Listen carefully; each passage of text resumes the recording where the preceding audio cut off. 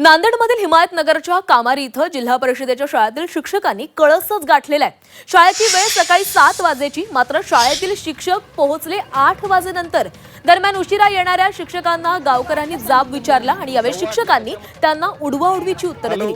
शाळेच्या वेळेत विद्यार्थी आणि पालक येऊन बसलेत, मात्र शिक्षकच गैरहजर असल्याचं दिसून आलं।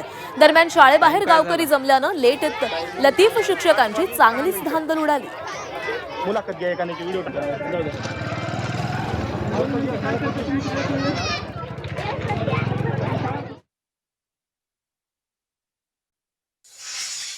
सर, अनेकदा करमोड सरची तक्रार तुमच्याकडे आली, तुम्ही आतापर्यंत काहीही कारवाई न करता त्यांना एवढं मोकाट का सोडता?